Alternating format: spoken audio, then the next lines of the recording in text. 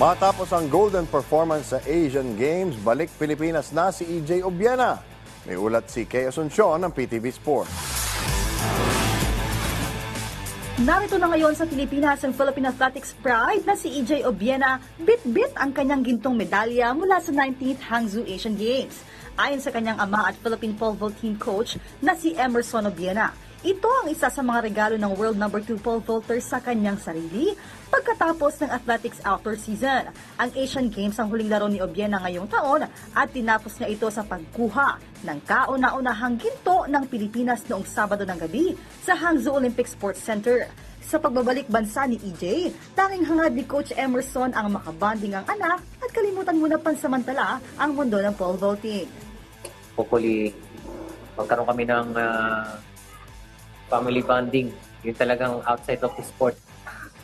Hopefully, sana mangyari. Pero sa ngayon kasi, alam ko, maraming nag-invite kay EJ and siyempre, paunlakan, kailangan niyang paunlakan. So, tingnan na lang natin kung kailan mangyayari.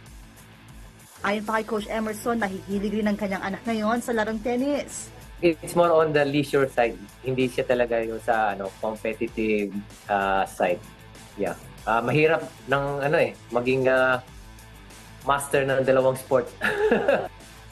Pagbabalik na ng 1993 SEA Games silver medalist na si Coach Emerson, ang tagumpay na ito ng kanyang anak ay ang bagay na matagal niyang pinaghandaan at pinangarap na makamit. Ang gintong medalya ng Philippine Athletics sa Asian Games na ngayon na lamang nasundaan matapos ang 37 taon.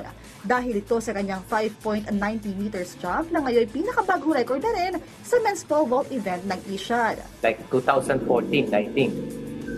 Nag-aspire na siya maging part ng team sa ASEAN pero hindi expected yung mga pangyayari doon na hindi siya nakasama. And then yung pangalawa naman, medyo unfortunately nga na nagkaroon siya ng ACL.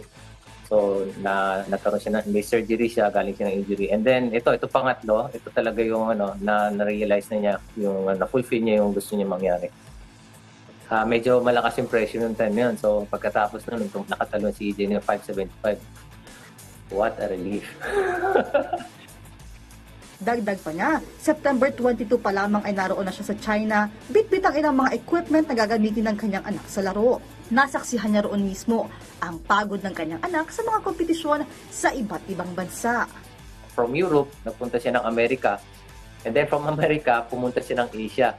So, yung time na yun talagang naramdaman ni EJ yung singil nung time zone changes.